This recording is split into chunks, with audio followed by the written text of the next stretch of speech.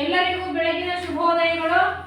ಈ ದಿನ ನಾವು 8ನೇ ತರಗತಿಯ ಗದ್ಯ ಭಾಗ ಅಮ್ಮ ಅನ್ನೋ ಪಾಠದ ಬಗ್ಗೆ ನಾವು ಈಗ ಚರ್ಚೆ ಮಾಡೋಣ. ಅಮ್ಮ ಗದ್ಯ ಭಾಗದ ಲೇಖಕರು ಯು ಆರ್ ಅನಂತ ಮೂರ್ತಿ. ಮೊದಲಿಗೆ ನಾವು ಇವ್ರ ಪರಿಚಯವನ್ನ ಮಾಡ್ಕೊಳ್ಳೋಣ. ಯು ಆರ್ ಅನಂತ ಮೂರ್ತಿ ಅವರ ಪರಿಚಯ. ಕನ್ನಡ ಸಾಹಿತ್ಯದ ಪ್ರಮುಖ ಸಾಹಿತಿಗಳು ಹೌದು, ಚಿಂತಕರು ಹೌದು, ಹಾಗೂ ವಿಮರ್ಶಕರು ಹೌದು. ಈ ರೀತಿ ಹೆಸರನ್ನ ಪಡ್ಕೊಂಡಿರುವಂತವರು ಯು ಆರ್ ಅನಂತಮೂರ್ತಿ ಅವರು. ಇವರ ಪೂರ್ಣ ಹೆಸರು ಉಡುಪಿ ರಾಜಗೋಪಾಲಾಚಾರ್ಯ ಅನಂತಮೂರ್ತಿ. ಪೂರ್ಣ ಹೆಸರೇನು? ಉಡುಪಿ ರಾಜಗೋಪಾಲಾಚಾರ್ಯ ಅನಂತಮೂರ್ತಿ ಅನ್ನೋದು ಇವರ ಪೂರ್ಣ ಹೆಸರು. ಇವರ ಕಾಲ ಸಾಮಾನ್ಯ ಶಕ 1932ರಿಂದ 2014. 1932ರಿಂದ 2014 ಇವರ ಕಾಲ. 1932ರಿಂದ 2014 ಇದು ಇವರ ಕಾಲ. ಅಂದ್ರೆ ಈ ಅವಧಿಯಲ್ಲಿ ಬದುಕಿದ್ದಂತವರು ಅಂತ ಅರ್ಥ.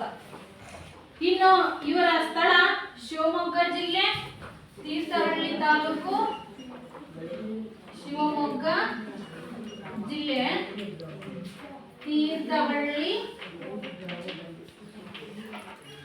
ತಾಲೂಕು. ಯಾವ ಗ್ರಾಮ? ಮೇಡಿಗೆ ಅನ್ನೋ ಗ್ರಾಮ. ಅಲ್ಲಿ ಜನಿಸಿದರು. ಅರ್ಥ ಮೇಡಿಗೆಯಲ್ಲಿ ಜನಿಸಿದರು. ಇನ್ನು ಮೈಸೂರು ವಿಶ್ವವಿದ್ಯಾಲಯದಲ್ಲಿ ಇಂಗ್ಲಿಷ್ MA ಪದವಿಯನ್ನು ಪಡಿತಾರೆ. ಅನಂತರ ಇಂಗ್ಲೆಂಡಿನ ಬರ್ಮಿಂಗ್ಹ್ಯಾಮ್ ವಿಶ್ವವಿದ್ಯಾಲಯದಿಂದ ಇಂಗ್ಲಿಷ್ ಮತ್ತು ತೌಲನಿಕ ಸಾಹಿತ್ಯ ವಿಷಯದಲ್ಲಿ ಡಾಕ್ಟರೇಟ್ ಪದವಿಯನ್ನು ಪಡಿತಾರೆ.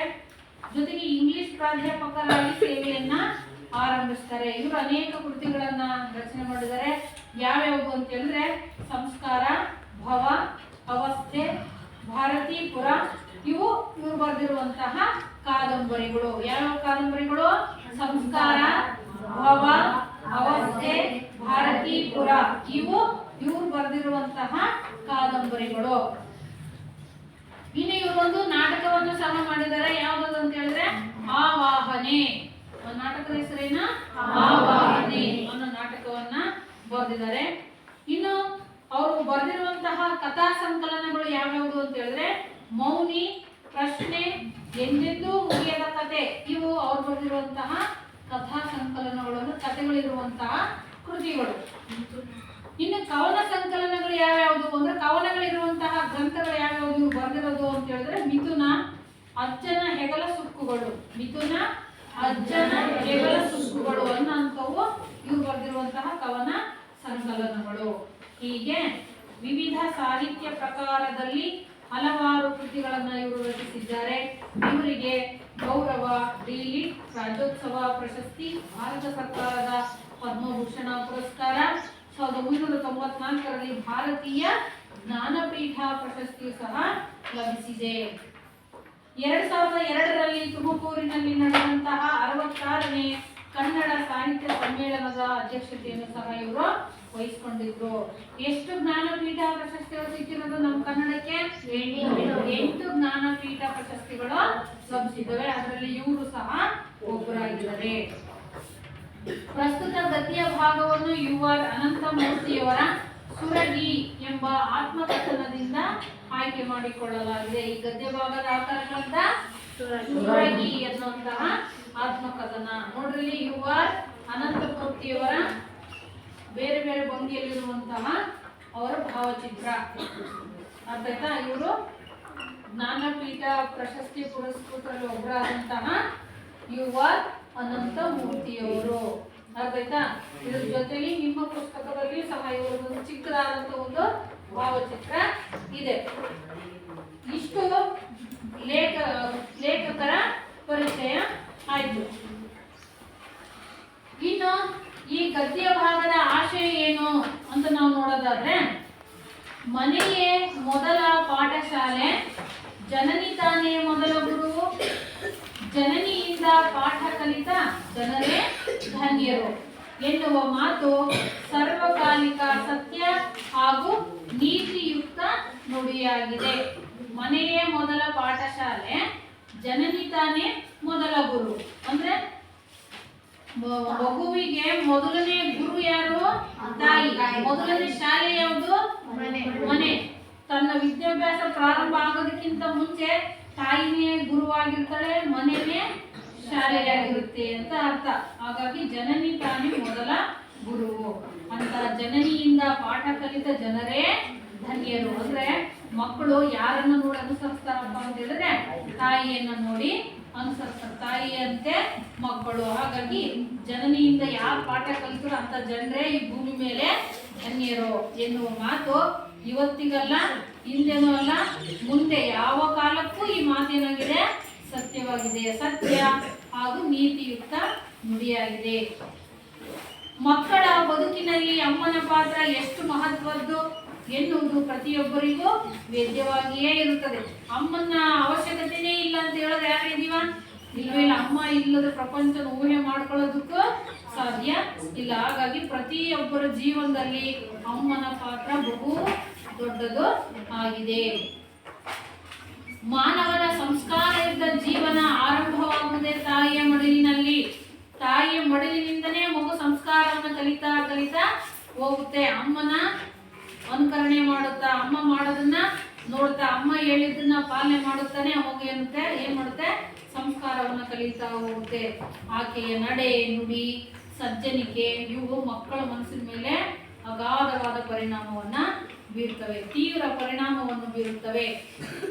ಅಮ್ಮ ಸಂಸ್ಕಾರವನ್ನು ನೀಡಿದರೆ ಹುಟ್ಟಿದಂತ ಈ ತಾಯಿ ನೆಲ ಅಂದ್ರೆ ಈ ಭೂಮಿ, ಈ ಪರಿಸರವನ್ನು ಅಪ್ಪಿ ಬೆಳೆದ ಬಾಲ್ಯದ ನೆನಪುಗಳು ಮಾನವನ ಜೀವನದಲ್ಲಿ ಅಚ್ಚಳಿಯದ ಮುದ್ರೆಯನ್ನು ಹತ್ತುತ್ತವೆ.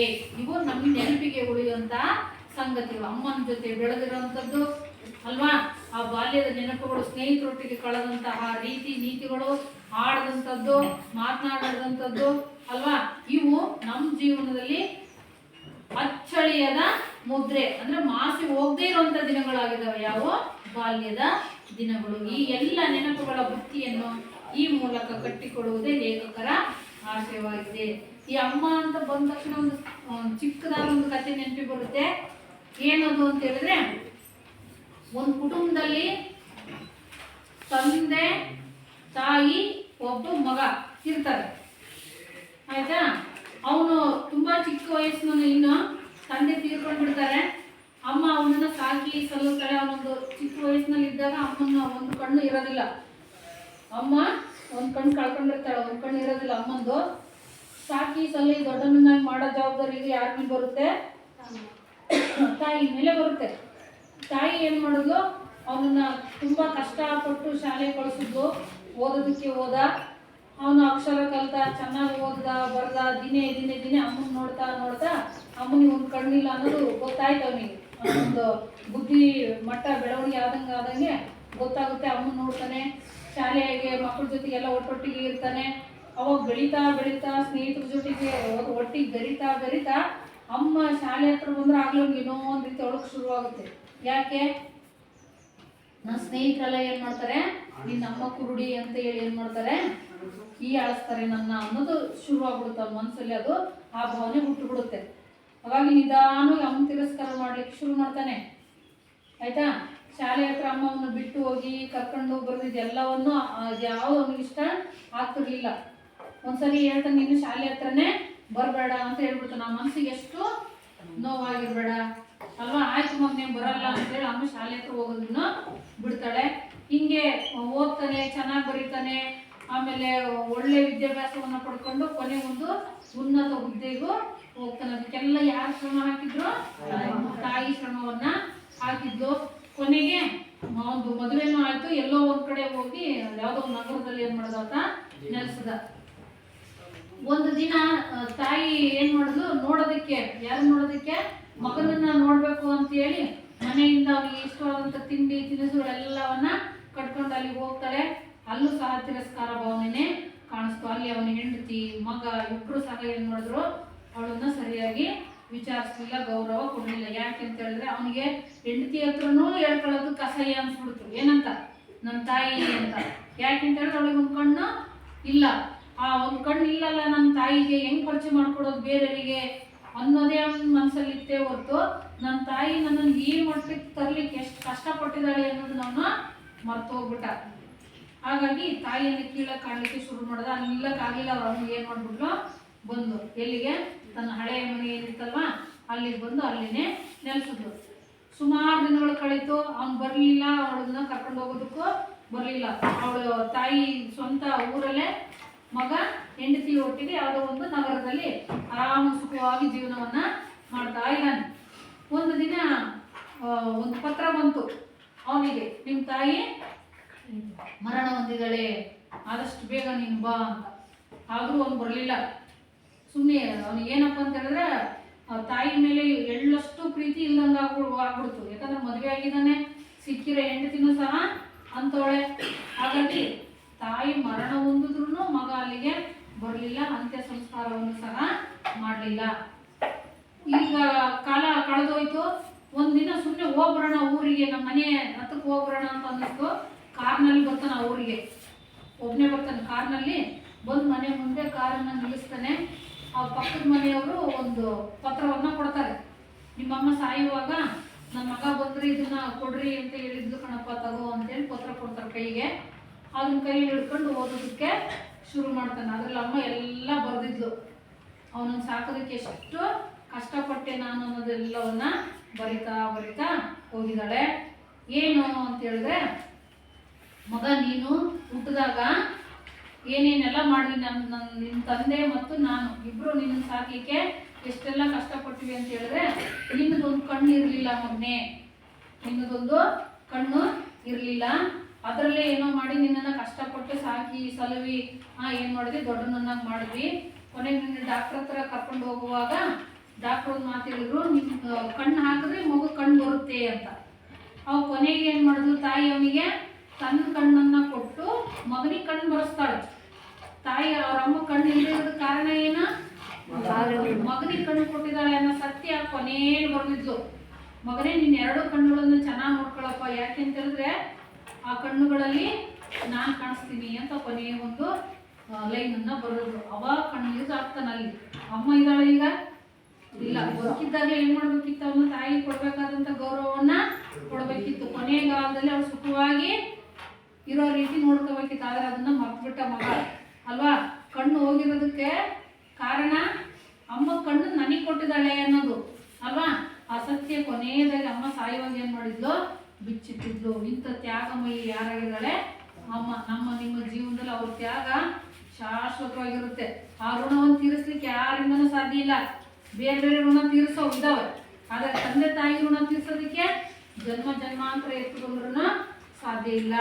ಅಂತ ಪಾತ್ರ ನಮ್ಮ ಜೀವನದಲ್ಲಿ ಯಾರು ವಹಿಸಿರ್ತಾರೆ, ಅಮ್ಮ ವಹಿಸಿರ್ತಾರೆ. ಹಾಗಾಗಿ ಮನೆಯೇ ಮೊದಲ ಪಾಠಶಾಲೆ, ಜನನಿ ತಾನೇ ಮೊದಲ ಗುರು, ಜನನಿಯಿಂದ ಪಾಠ ಕಲಿತ ಜನರೇ ಧನ್ಯರು. ಇದನ್ನ ಸ್ವಲ್ಪ ಈ ಕಥೆನ ಏನ್ ಮಾಡೋದು ನಾವಿಲ್ಲಿ ಗಮನಿಸ್ಬೋದು. ಇಷ್ಟು ಈ ಗದ್ಯ ಭಾಗದ ಆಶಯ. ಇನ್ನು ಈ ಪಾಠದ ಪ್ರವೇಶ ಭಾಗವನ್ನು ನೋಡೋಣ. ಕನ್ನಡ ಸಾಹಿತ್ಯದಲ್ಲಿ ಆತ್ಮಕಥನಕ್ಕೆ ವಿಶಿಷ್ಟ ಸ್ಥಾನವಿದೆ. ವ್ಯಕ್ತಿಯೊಬ್ಬ ತಾನು ಬದುಕಿದ ರೀತಿಯನ್ನು ಮತ್ತು ತನ್ನ ಜೀವನದಲ್ಲಿ ತಾನು ಕಂಡುಂಡ ನೋವು ನಲಿವುಗಳ ರೀತಿಯನ್ನು ತಾನೇ ಬರೆದುಕೊಳ್ಳುವುದು ಆತ್ಮಕಥೆಯಾಗಿದೆ. ಕನ್ನಡ ಸಾಹಿತ್ಯದಲ್ಲಿ ಇದು ಒಂದು ಆತ್ಮಕಥನ. ಅಮ್ಮ ಅನ್ನೋದು ಏನಿದೆ ಒಂದು ಪಾಠದ್ದು, ಇದು ಆತ್ಮಕಥನ. ಏನ್ ಆತ್ಮಕಥನ ಅಂತ ಹೇಳಿದ್ರೆ, ವ್ಯಕ್ತಿ ತನ್ನ ಜೀವನದ ಕಥೆಯನ್ನ ಘಟನಾವಳಿಗಳನ್ನ ತಾನೇ ಬರೆದುಕೊಂಡ್ರೆ ಏನಾಗುತ್ತದೋ ಆತ್ಮಕಥನ ಆಗುತ್ತೆ. ಇಲ್ಲಿ ಯು ಆರ್ ಅನಂತಮೂರ್ತಿಯವರು ಸಹ ತಮ್ಮ ಜೀವನದ ಘಟನೆಗಳನ್ನ ದಾಖಲಿಸ್ತಾ ಹೋಗಿದ್ದಾರೆ. ಯಾಕಂದ್ರೆ ಇದೇನಾಗಿದೆ, ಇದು ಆತ್ಮಕಥನ ಅಂತೇಳಿ ಕರ್ಸ್ಕೊಂಡಿದೆ. ವ್ಯಕ್ತಿಯೊಬ್ಬ ತಾನು ಬದುಕಿದ ರೀತಿಯನ್ನು ಮತ್ತು ತನ್ನ ಜೀವನದಲ್ಲಿ ತಾನು ಕಂಡುಂಡ ನೋವು ನಲಿವುಗಳ ರೀತಿಯನ್ನು ತಾನೇ ಬರೆದುಕೊಳ್ಳುವುದು ಆತ್ಮಕಥೆ. ಆ ಕಷ್ಟ ಸುಖ ಏನೇ ಆಗಿರ್ಲಿ ಅವು ಎಲ್ಲವುಗಳನ್ನ ತಾನೇ ಬರ್ಕೊಳ್ಳೋದೇನಿದೆ ಅದು ಆತ್ಮಕಥೆ ಆಗುತ್ತೆ. ವ್ಯಕ್ತಿ ತನ್ನ ಬದುಕನ್ನು ಕುರಿತು ಸಿಂಹಾವಲೋಕನ ಮಾಡಿಕೊಂಡ ಜೀವನದ ಯಶೋಗಾಥೆ ಇದಾಗಿದೆ. ಹಿಂದಿನ ನೆನಪುಗಳೆಲ್ಲವನ್ನ ಮತ್ತೆ ಮರುಕಳಿಸಿ ದಾಖಲಿಸೋದಿದೆಯಲ್ಲ, ಇದು ಸಿಂಹಾವಲೋಕನ ಕ್ರಮ ಇದಾಗಿದೆ. ವಾಸ್ತವದ ಜೊತೆಗೆ ಕಲಾತ್ಮಕತೆ ಈ ಸಾಹಿತ್ಯ ರಚನೆಯ ಜೀವನಾಡಿಯಾಗಿರುತ್ತದೆ. ಈ ಸಾಹಿತ್ಯದ ವಿಷಯದ ವ್ಯಾಪ್ತಿಯು ಸಮಕಾಲೀನ ಮತ್ತು ಚಾರಿತ್ರಿಕ ಸಂಗತಿಗಳಾದ ಸಾಮಾಜಿಕ, ಆರ್ಥಿಕ, ಧಾರ್ಮಿಕ, ಆರ್ಥಿಕ, ಶೈಕ್ಷಣಿಕ ಹೀಗೆ ಹಲವಾರು ಪರಿಸರಗಳಿಂದ ಕೂಡಿದ್ದಾಗಿದ್ದು ವಾಚಕರ ಮನವನ್ನ ತನ್ನೆಡೆಗೆ ಸೆಳೆಯುತ್ತದೆ. ನೋಡ್ತಾ ಹೋದಾಗ ನಿಜವಾಗ್ಲೂ ಲೇಖಕರು ನಾನು ಅಂತ ಹೇಳ್ತಾ ಹೋಗ್ತಾರೆ. ನಾನು ಅಂದ್ರೆ ಅರ್ಥ ಯಾರಾಗಿ ಯುವಾನಂದಮೂರ್ತಿ ಅವರು, ನಾನು, ನಮ್ಮಮ್ಮ, ನಮ್ಮಜ್ಜ ಅಲ್ವಾ, ನಾನು ಬಾಲ್ಯದಲ್ಲಿ ಅಲ್ಲಿದ್ದೆ, ಈ ರೀತಿ ಮಾಡ್ತಿದ್ದೆ, ಅಲ್ಲೆಲ್ಲ ಯಾರನ್ನ ಇಟ್ಟು ನೋಡ್ಬೇಕು ನಾವು ಇದ್ದಿದೆ ಈಗ ಯುವಾನಂದಮೂರ್ತಿ ಅವರನ್ನ. ಹಾಗಾಗಿ ಆ ಘಟನೆಗಳನ್ನ ಅವ್ರು ಹೇಳ್ತಾ ಹೋಗ್ತಾರಲ್ವಾ, ಅವು ನಮ್ಮ ಕಣ್ಮುಂದೆ ಕಟ್ಟಿದ ಹಾಗೆ ಇರುತ್ತೆ. ಮಾನವನ ಬದುಕಿನಲ್ಲಿ ಬಾಲ್ಯ ಕಟ್ಟಿಕೊಡುವ ನೆನಪುಗಳು ಅಪಾರ ಹಾಗೂ ಅಮೋಘ. ನಮ್ಗೆ ಯಾವ ಜಾಸ್ತಿ ನೆನಪಿ ಬರೋದು? ನಮ್ಮ ಬಾಲ್ಯನೇ. ನಾವು ಕಳೆದಂತ ಬಾಲ್ಯ ನಮ್ಮ ಜೀವನದಲ್ಲಿ ಅಚ್ಚಳಿಯದೆ ಉಳಿಯುವಂತಹ ಹಂತ ಬಾಲ್ಯದ ನೆನಪುಗಳಾಗಿರ್ತವೆ. ಹೀಗೆ ಬಾಲ್ಯದ ಈ ನೆನಪಿನಂಗಳದಲ್ಲಿ ತುಂಬಿ ಬರುವ ಈ ನೆನಪಿನ ಬುತ್ತಿಯು ಬದುಕಿನುದ್ದಕ್ಕೂ ಎಷ್ಟು ಸವಿಯುತ್ತಿದ್ದರೂ ಮುಗಿಯದ ಅಕ್ಷಯ ಪಾತ್ರೆ. ಮರಿತೀವಿ ಅಂದ್ರೂ ಮರೆಯಕ್ಕಾಗಲ್ಲ. ಏನ್ ಮಾಡ್ತೇವೆ ಅವು? ನೆನಪಲ್ಲಿ ಅಚ್ಚಳಿದಂಗೆ ಉಳಿಯುತ್ತವೆ.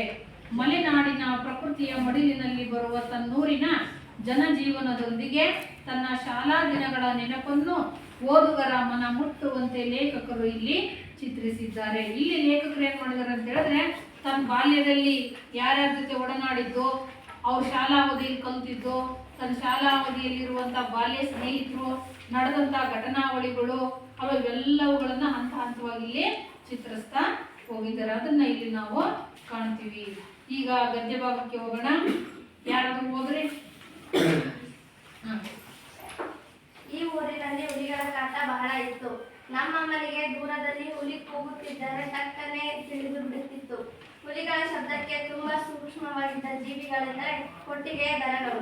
ಅವು ಗಡಗಡ ನಡುಗಲು ಶುರು ಮಾಡುತ್ತಿದ್ದವು. ಕೊರಳಿನ ಗಂಟೆ ಜೋರು ಶಬ್ದ ಮಾಡುತ್ತಿತ್ತು. ನಾನು, ನಮ್ಮಮ್ಮ, ನಮ್ಮಜ್ಜ ಚಿಮಣಿ ದ್ವೀಪದ ಬೆಳಕಿನಲ್ಲಿ ಒಳಗಡೆ ಕೂತು ಎಲ್ಲಿ ಹುಲಿ ನಮ್ಮ ಕೊಟ್ಟಿಗೆಗೂ ನುಗ್ಗಿ ಬಿಡುತ್ತದೆಯೋ ಎಂದು ಕಾಯುತ್ತಿದ್ದೆವು. ಮನೆಗೆ ನಿತ್ಯ ಹಾಡುಗಳು ಬಂದಾಗ ಮಾತು ಶುರುವಾಗುತ್ತಿದ್ದು ಯಾವುದೋ ಹುಲಿ ಯಾವುದೋ ದನವನ್ನು ಕಾಡಲ್ಲಿ ಹಿಡಿಯಿತು. ಅವರ ಮನೆ ದನ ಹೋಯ್ತು, ಇವರ ಮನೆ ದನ ಹೋಯ್ತು.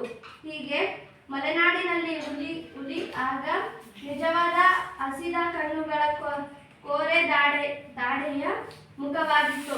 ನಮಗೆ ತುಂಬಾ ಭಯವಾದಾಗ ಹೇಳಿಕೊಳ್ಳಲು ಅರ್ಜುನ ಮಂತ್ರವಿತ್ತು. ಅರ್ಜುನ ಫಲ್ಗುಣೋ ಪಾರ್ಥಃ ಕಿರೀಟಿ ಶ್ವೇತ ವಾಹನಃ. ಇದು ನಮ್ಮಜ್ಜ ಹೇಳಿಕೊಟ್ಟಿದ್ದು. ಅದನ್ನು ಹೇಳಿಬಿಟ್ಟರೆ ಭಯ ನಿವಾರಣೆ ಆಗುತ್ತೆ ಅಂತ ಹೇಳಿದ್ದರು. ಅದನ್ನು ಹೇಳುತ್ತಾ ನಾವು ನಿದ್ದೆ ಹೋಗುತ್ತಿದ್ದೆವು. ಅಮ್ಮ ಮಾತ್ರ ನಿದ್ದೆ ಮಾಡುತ್ತಿರಲಿಲ್ಲ. ಬೆಳಿಗ್ಗೆ ಎದ್ದು ಕೊಟ್ಟಿಗೆಯಲ್ಲಿ ಎಲ್ಲ ದನಗಳಿವೆ ಎಂದು ಗೊತ್ತಾದಾಗ ಮನಸ್ಸಿಗೆ ಸಮಾಧಾನ.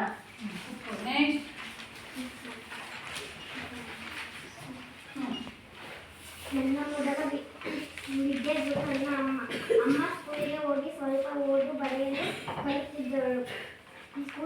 ಸ್ಕೂಲಿನಲ್ಲಿ ಅವಳು ಎಸ್ ವಿ ಪರಮೇಶ್ವರ ಭಟ್ಟರ ಸಹಪಾಠಿಯಾಗಿದ್ದವಳು.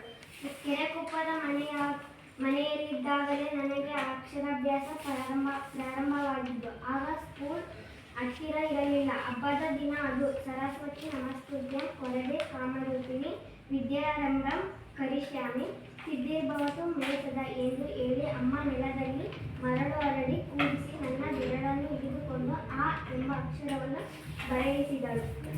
ಅಮ್ಮ ನಿತ್ಯ ಹೀಗೆ ಮಾಡಿಸುತ್ತಿದ್ದುದರಿಂದ ನಾನು ಶಾಲೆಯಲ್ಲಿ ಅಕ್ಷರ ಕಲಿಯುವುದಕ್ಕೆ ಆರಂಭಿಸುವ ಹೊತ್ತಿಗೆ ಅನೇಕ ಅಕ್ಷರಗಳನ್ನು ಕಲಿತು ಬಿಟ್ಟಿದ್ದೆ. ಇವತ್ತು ಈ ಊರಿನಲ್ಲಿ ಹುಲಿಗಳ ಕಾಟ ಬಹಳ ಇತ್ತು. ನಮ್ಮಮ್ಮನಿಗೆ ದೂರದಲ್ಲಿ ಹುಲಿ ಕೂಗುತ್ತಿದ್ದರೆ ತಟ್ಟನೆ ತಿಳಿದು ಬಿಡುತ್ತಿತ್ತು. ಹುಲಿಗಳ ಶಬ್ದಕ್ಕೆ ತುಂಬಾ ಸೂಕ್ಷ್ಮವಾಗಿದ್ದ ಜೀವಿಗಳೆಂದರೆ ಕೊಟ್ಟಿಗೆಯ ದನಗಳು. ಅವು ಗಡಗಡ ನಡುಗಲು ಶುರು ಮಾಡುತ್ತಿದ್ದವು. ಕೊರಳಿನ ಗಂಟೆ ಜೋರು ಶಬ್ದ ಮಾಡುತ್ತಿತ್ತು. ನಾನು, ನಮ್ಮಮ್ಮ, ನಮ್ಮಜ್ಜ ಚಿಮಣಿ ದೀಪದ ಬೆಳಕಲ್ಲಿ ಒಳಗಡೆ ಕೂತು ಎಲ್ಲಿ ಹುಲಿ ನಮ್ಮ ಕೊಟ್ಟಿಗೆಗೂ ನುಗ್ಗಿ ಬಿಡುತ್ತದೆಯೋ ಎಂದು ಕಾಯುತ್ತಿದ್ದೆವು. ಮನೆಗೆ ನಿತ್ಯ ಆಳುಗಳು ಬಂದಾಗ ಮಾತು ಶುರುವಾಗುತ್ತಿದ್ದುದು, ಯಾವುದೋ ಹುಲಿ ಯಾವುದೋ ದನವನ್ನು ಕಾಡಲ್ಲಿ ಹಿಡಿಯಿತು, ಅವರ ಮನೆ ದನ ಹೋಯ್ತು, ಇವರ ಮನೆ ದನ ಹೋಯ್ತು, ಹೀಗೆ. ಮಲೆನಾಡಿನಲ್ಲಿ ಹುಲಿ ಆಗ ನಿಜವಾದ ಹಸಿದ ಕಣ್ಣುಗಳ ಕೋರೆ ದಾಡೆಯ ಮುಖವಾಗಿತ್ತು. ನಮಗೆ ತುಂಬಾ ಭಯವಾದಾಗ ಹೇಳಿಕೊಳ್ಳಲು ಅರ್ಜುನ ಮಂತ್ರವಿತ್ತು. ಅರ್ಜುನ ಫಲ್ಗುಣೋ ಪಾರ್ಥಃ ಕಿರೀಟಿ ಶ್ವೇತವಾಹನಃ. ಇದು ನಮ್ಮಜ್ಜ ಹೇಳಿಕೊಟ್ಟಿದ್ದು. ಅದನ್ನು ಹೇಳಿಬಿಟ್ಟರೆ ಭಯ ನಿವಾರಣೆ ಆಗುತ್ತೆ ಅಂತ ಹೇಳಿದ್ದರು. ಅದನ್ನು ಹೇಳುತ್ತಾ ಹೇಳುತ್ತಾ ನಾವು ನಿದ್ದೆ ಹೋಗುತ್ತಿದ್ದೆವು. ಅಮ್ಮ ಮಾತ್ರ ನಿದ್ದೆ ಮಾಡುತ್ತಿರಲಿಲ್ಲ. ಬೆಳಿಗ್ಗೆ ಎದ್ದು ಕೊಟ್ಟಿಗೆಯಲ್ಲಿ ಎಲ್ಲ ದನಗಳಿವೆ ಎಂದು ಗೊತ್ತಾದಾಗ ಮನಸ್ಸಿಗೆ ಸಮಾಧಾನ. ಈ ಊರಿನಲ್ಲಿ ಹುಲಿಗಳ ಕಾಟ ಬಹಳ ಇತ್ತು. ಯಾವ ಊರಿನಲ್ಲಿ? ಲೇಖಕರು ಏನು ವಾಸವಾಗಿದ್ರಲ್ವಾ ಆ ಊರಿನಲ್ಲಿ. ಮುಂದೆ ಬರುತ್ತೆ. ಮೇಳಿಗೆಗೆ ಯಾವಾಗ ಹೋಗಿದ್ದು, ತಾನಿದ್ದು ಊರ ಹೆಸರೇನು ಅಂತ. ಕೆರೆಕೊಪ್ಪ ಮತ್ತು ಮೇಳಿಗೆ. ಮೇಳಿಗೆ ಯಾವ ಊರು? ಅವರ ತಾಯಿಯ ತವರು ಮನೆ ಅಲ್ವಾ. ಕೆರೆಕೊಪ್ಪ ತಂದೆ ಮನೆ ಅಂದ್ರೆ ಅವರ ಸ್ವಂತ ಊರು, ಹುಟ್ಟೂರು. ಈ ಊರಿನಲ್ಲಿ ಹುಲಿಗಳ ಕಾಟ ಬಹಳ ಇತ್ತು. ಲೇಖಕರು ಏನು ವಾಸವಾಗಿದ್ದಾರಲ್ವಾ ಆ ಊರಿನಲ್ಲಿ ಹುಲಿಗಳ ಕಾಟ ಬಹಳ ಇತ್ತಂತೆ. ದನಗಳನ್ನ ಮೇಯಿಸ್ಲಿಕ್ಕೆ ಅಂತೇಳಿ ಹೊಡ್ಕೊಂಡು ಹೋದಾಗ ದನಗಳ ಮೇಲೆ ಏನ್ ಮಾಡ್ತಾ ಇದ್ವು? ದಾಳಿ ಮಾಡ್ತಾ ಇದ್ವು. ಜನರಿಗೂ ಸಹ ತೊಂದರೆ ಕೊಡ್ತಾ ಇದ್ವು. ಒಂದ್ ರೀತಿ ಎಲ್ಲರ ಭಯದ ವಾತಾವರಣದಲ್ಲಿ ಬದುಕಬೇಕಾಗಿರೋಂಥ ಪರಿಸ್ಥಿತಿ ಆ ಊರಿನಲ್ಲಿ ಇತ್ತು. ಸಂಜೆ ಆಗ್ತಾ ಇತ್ತು ಅಂತ ಹೇಳಿದ್ರೆ ಜನರಿಗಾಗ್ಲೇ ಭಯ. ಹೊರಗಡೆ ಅವ್ರಿಗೂ ಓಡಾಡೋದಕ್ಕೂ ಭಯ, ಚಿಕ್ಕ ಮಕ್ಳನ್ನ ಕಳ್ಸೋದಕ್ಕೂ ಭಯ, ಅಲ್ಲಿಂದ ದನ ಕರುಗಳನ್ನ ಮನೆಗೆ ಮುಟ್ಸೋದು ತಂದು ಮತ್ತೆ ಅವುಗಳನ್ನ ತಮ್ಮ ಕೊಟ್ಟಿಗೆಯಲ್ಲಿ ಬಿಟ್ಟಾಗಲೇ ಮನಸ್ಸಿಗೆ ಸಮಾಧಾನ ಆಗ್ತಾ ಇತ್ತು. ಹಾಗಾಗಿ ಬೆಳಿಗ್ಗೆ ಎದ್ದಾಗಿಂದ ಮತ್ತೆ ರಾತ್ರಿ ಮಲಗೋವರೆಗೂ ಬರೀ ಏನ್ ಮಾಡ್ಬೇಕಾಗಿತ್ತು? ಅವರು ಭಯದ ವಾತಾವರಣದಲ್ಲೇ ಬದುಕಬೇಕಾಗಿರುವಂತ ಸ್ಥಿತಿ ಇತ್ತು. ಯಾಕೆ ಅಂತ ಹೇಳಿದ್ರೆ ಹುಲಿಗಳ ಕಾಟ ಬಹಳ ಇತ್ತು. ನಮ್ಮಮ್ಮನಿಗೆ ದೂರದಲ್ಲಿ ಹುಲಿ ಕೂಗುತ್ತಿದ್ದರೆ ತಟ್ಟನೆ ತಿಳಿದು ಬಿಡುತ್ತಿತ್ತು. ಅವ್ರ ಅಮ್ಮನಿಗೆ ಆಗ್ಲೇ ಆ ಹುಲಿಗಳ ಬಗ್ಗೆ ಕೇಳಿ ಕೇಳಿ ಕೇಳಿ ಅವುಗಳ ಬಗ್ಗೆ ಹುಲಿ ಅವ್ರ ಮನೆ ದನ ಹಿಡಿತಂತೆ, ಅಲ್ಲಿ ದಾಳಿ ಮಾಡ್ತಂತೆ, ಇದನ್ನೆಲ್ಲ ಕೇಳಿದ್ರು ತಾನೆ.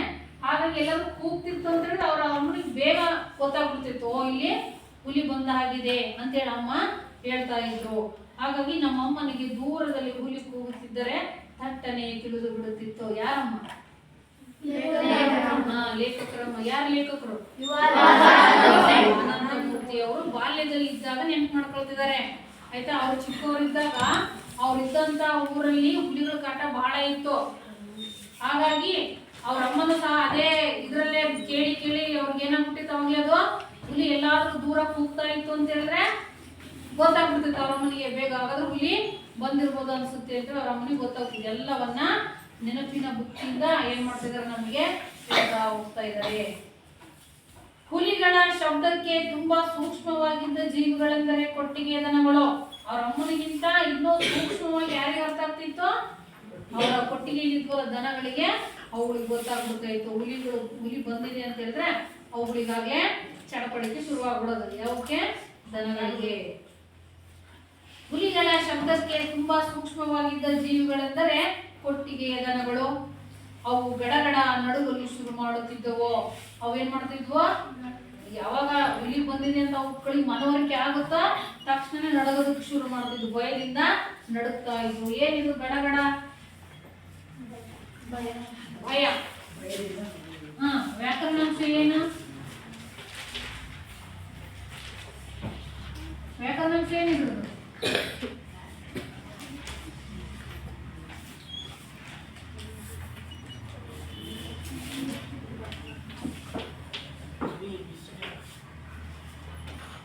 ನೋಡಿಲಿ, ಕೆಲವೊಂದು ಬರೀತೀನಿ, ನೀವೇ ಹೇಳ್ಬೇಕು ಇವುಗಳಿಗೆ ವ್ಯತ್ಯಾಸ ಏನು ಅಂತ. ಆಮೇಲೆ ಏನು?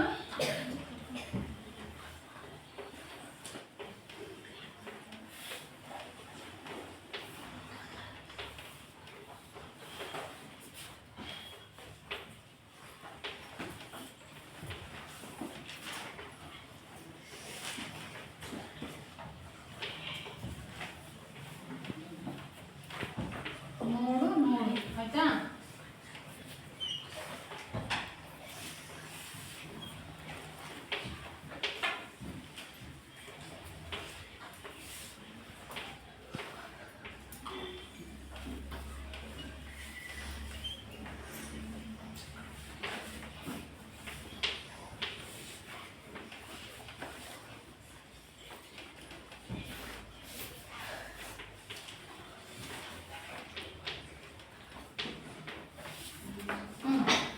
ಥರ ಬರ್ತೀನಿ. ಆಯ್ತಾ?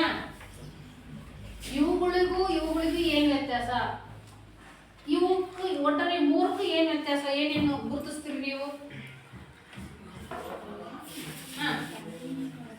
ಇಲ್ಲಿ ನೋಡಿ, ಇಲ್ಲೂ ಎರಡೆರಡು ಪದಗಳಿದಾವೆ ಅಲ್ವಾ? ಇಲ್ಲೂ ಸಹ ಎರಡೆರಡು ಪದಗಳಿದಾವೆ, ಇಲ್ಲೂ ಸಹ ಎರಡೆರಡು ಪದಗಳಿದಾವೆ. ವ್ಯತ್ಯಾಸ ಏನು ನೋಡೋಣ. ಇಷ್ಟರಲ್ಲಿ ಯಾರಾದ್ರೂ ಒಬ್ಬರಾದ್ರೂ ಹೇಳ್ತೀರೇನೋ? ನಿಮ್ಮ ಕೈಲಿ ಆಗಲಿಲ್ಲ ಅಂತಂದ್ರೆ ನಾನು ಹೇಳ್ತೀನಿ. ಅರ್ಥದಲ್ಲಿ ಹೇಳ್ತಿರೋ ಏನೋ ಅಕ್ಷರಗಳಲ್ಲಿ ಹೇಳ್ತಿರೋ?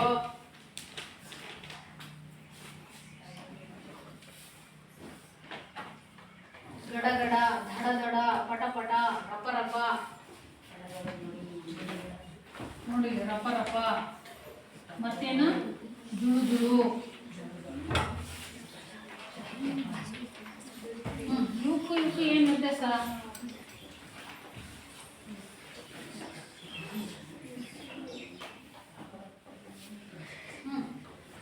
ವ್ಯತ್ಯಾಸ ಏನು? ಇವುಗಳು ಹೇಳಿದ್ಮೇಲೆ ಅರ್ಥ ಆಗುತ್ತೆ. ಇವುಗಳು ಬೇಗ ನೆನ್ಪಿಟ್ಕೊಂತೀರಿ. ಇವರು ಈಸಿ ನೆನ್ಪಿಟ್ಕೋಬಹುದು, ಆದ್ರೆ ಸ್ವಲ್ಪ ನಿಮಗೆ ಸಂದೇಹ ಮೂಡಿಸ್ಬಿಡ್ತವೆ. ಆಯ್ತಾ? ಈಗ ಕರೆಕ್ಟಾಗಿ ಹೇಳಿದ ಅರ್ಥ ಮಾಡ್ತೀನಿ ಅಂದ್ರೆ ಗುರುತಿಸ್ಬಿಡ್ತೀರಿ. ಏನಿರ್ಬೋದು? ಇವುಗಳಿಗೆ ಏನು ವ್ಯತ್ಯಾಸ ಇರ್ಬೋದು?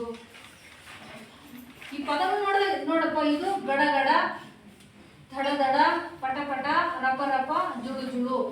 ಇದು ಸಾಕು ಸಾಕು, ಬೇಡ ಬೇಡ, ಕೊಡು ಕೊಡು, ನೋಡು ನೋಡು, ಹೋಗು ಹೋಗು, ಬೇರೆ ಬೇರೆ.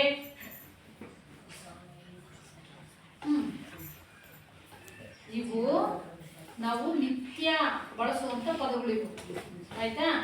ನಿತ್ಯ ಬಳಸ್ತೀವಿ. ಆಮೇಲೆ ಇವುಗಳಿಗೆ ಅರ್ಥ ಇದೆ ನೋಡ್ರಿ. ಒಂದೊಂದೇ ಪದ ತಗೊಂಡ್ರೆ ಸಾಕು ಅಂದ್ರೆ ಅರ್ಥ ಇದೆ, ಸಾಕು ಅಂತ ಹೇಳ್ತೀವಿ. ಬೇಡ ಅಂದ್ರೆ ನನಗೆ ಬೇಕಾಗಿಲ್ಲ ಅನ್ನೋ ಅರ್ಥ. ಕೊಡು ಅಂದ್ರೆ ಕೊಡು ಅಂತ ಅರ್ಥ ಇದೆ. ನೋಡು ಅಂದ್ರೆ ಅಲ್ಲಿ ನೋಡು ಅಂತ ಅರ್ಥ ಇದೆ. ಅದೇ ರೀತಿ ಇವುಗಳನ್ನ ತಗೊಳ್ರಿ. ಗಡ ಅಂದ್ರೆ ಏನು? ಗಾಢ ಅಲ್ಲ, ಗಡ. ಅರ್ಥ ಇದೆಯಾ? ಇಲ್ಲ.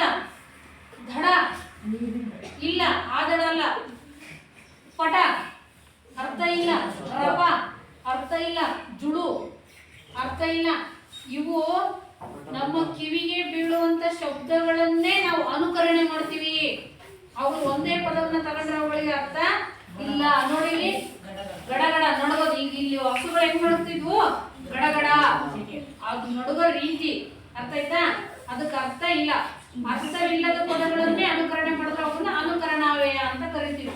ಧಡ ಧಡ, ಧಡ ಧಡ, ಪಟ ಪಟ, ಓಡೋ ಅಂತ ರೀತಿ, ಪಟ ಪಟ. ರಪ ರಪ, ಮಳೆ ಹೆಂಗ್ ಬಂತು? ರಪ ರಪ. ನಮ್ಮ ಕಿವಿ ಬಿತ್ತದ ಶಬ್ದ, ಸೌಂಡು ಅಲ್ವಾ? ಅದಕ್ಕೆ ನಾವೊಂದು ಪದ ಹೆಂಗ್ ಕೇಳಿಸ್ತು? ಸೌಂಡು ರಪ ರಪ ಅಂತ ಅಲ್ವಾ? ಜುಳು ಜುಳು, ನೀರ್ ಹೆಂಗ್ ಹರಿತಾ ಇತ್ತು? ಜುಳು ಜುಳು ಹರಿತಾ ಇತ್ತು. ಗಂಟೆ ಹೆಂಗ್ ಬಾರಿಸ್ತು? ಢಣ ಢಣ. ನೋಡು ಅಲ್ವಾ? ಇವು ಶಬ್ದಗಳು ಅರ್ಥ ಇಲ್ಲ, ಇವು ಅನುಕರಣಾವ್ಯಯಗಳಾಗ್ತವೆ. ಹಾಗಾದ್ರೆ ಇವು ಏನಿವು? ಅನುಕರಣ ವ್ಯಯ. ಅರ್ಥ ಇರೋಂಥವು ಎರಡು ಬಾರಿ ಬಳಕೆ ಆದ್ರೆ ಅವುಗಳನ್ನ ಏನಂತ ಕರಿತೀವಿ? ದ್ವಿರುಕ್ತಿ. ಉಕ್ತಿ ಅಂದ್ರೆ ಮಾತು. ಅರ್ಥ ಇದಾವೆ ಇವಕ್ಕೆಲ್ಲ. ಅರ್ಥ ಆಯ್ತಾ? ಇವನ್ ಏನಂತ ಕರಿತೀವಿ? ಜೋಡು ನುಡಿ ಅಂತ ಕರಿತೀವಿ. ಇವುಗಳೇನು? ಜೋಡು ನುಡಿ. ಮನೆ ಮಠ, ಕಸ ಕಡ್ಡಿ, ಸೊಪ್ಪು ಸದೆ, ಹುಳ ಹುಡಿ ಅಲ್ವಾ? ನೋಡ, ಇವು ಎರಡೆರಡು ಸೇಮ್ ಇದಾವೆ, ಆದ್ರೆ ಇವು ಬೇರೆ ಬೇರೆ ಆಗಿದ್ವಿ. ಇವು ಕೆಲವು ಕಡೆಗೆ ಒಂದೊಂದ್ಸರಿ ಅರ್ಥ ಇರುತ್ತೆ, ಮೊದಲನೇ ಪದಕ್ಕೆ ಒಂದೊಂದ್ಸರಿ ಅರ್ಥ ಇರೋದಿಲ್ಲ. ಅರ್ಥ ಆಯ್ತಾ? ಇವು ಅನುಕರಣವ್ಯಯ, ಇವು ದ್ವಿರುಕ್ತಿ, ಇವು ಜೋಡು ನುಡಿ. ಅರ್ಥದ ಯಾವ್ದಾದ್ರು ಇಲ್ಲಿ ಬಂದಿರೋಂಥ ಗಡಗಡ ಪದ ಯಾವುದು? ಅನುಕರಣವ್ಯಯ. ಅರ್ಥ ಆಯ್ತಾ? ಹೀಗೆ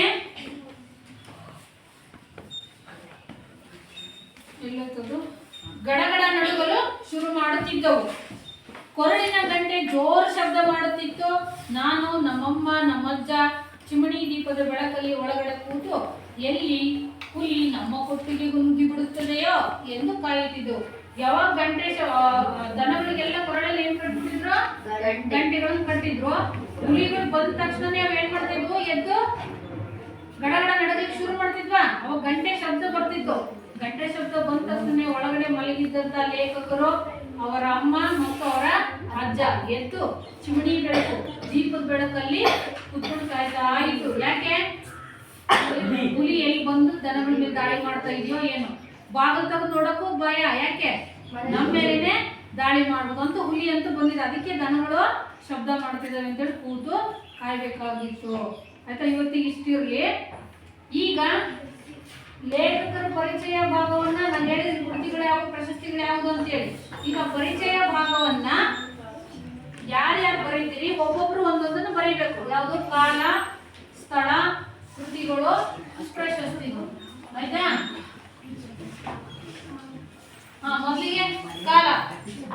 ಕಲ್ಲಮ್ಮ.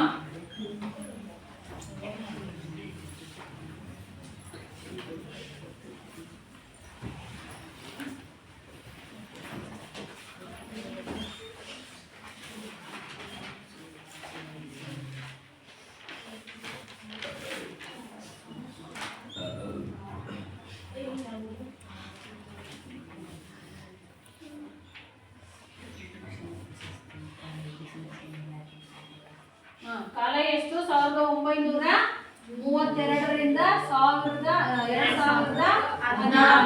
Very good. ನೆಕ್ಸ್ಟ್ ಸ್ಥಳ.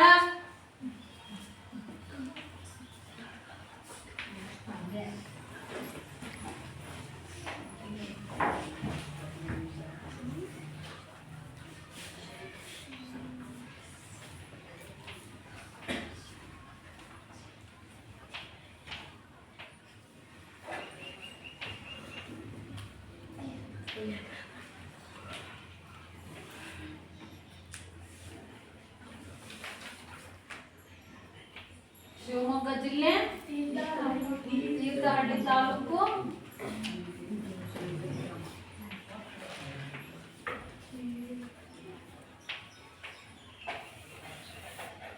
ಮೇಡಿಗೆ ಗ್ರಾಮ. ಸರಿ ಇದೆಯಾ? ಗುಡ್. ನೆಕ್ಸ್ಟ್ ಕೃತಿಗಳು.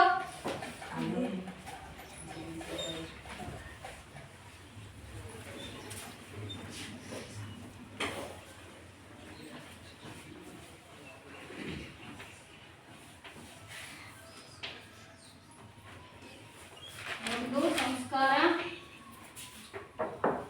ಭವ,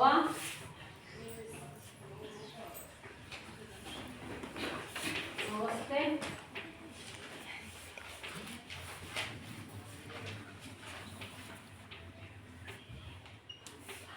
ಭಾರತೀಪುರ ಇತ್ಯಾದಿ. Very good. ಕೃತಿಗಳು ಯಾವುದು? ಸಂಸ್ಕಾರ, ಭವ, ಅವಸ್ಥೆ, ಭಾರತೀಪುರ. ಇನ್ನೂ ಅನೇಕ ಕಥಾ ಸಂಕಲನಗಳಿದಾವೆ, ಕವನ ಸಂಕಲನಗಳಿದಾವೆ ಮತ್ತು ಕಾದಂಬರಿಗಳು ಸಹ ಇದಾವೆ. ನೆಕ್ಸ್ಟ್ ಪ್ರಶಸ್ತಿಗಳು.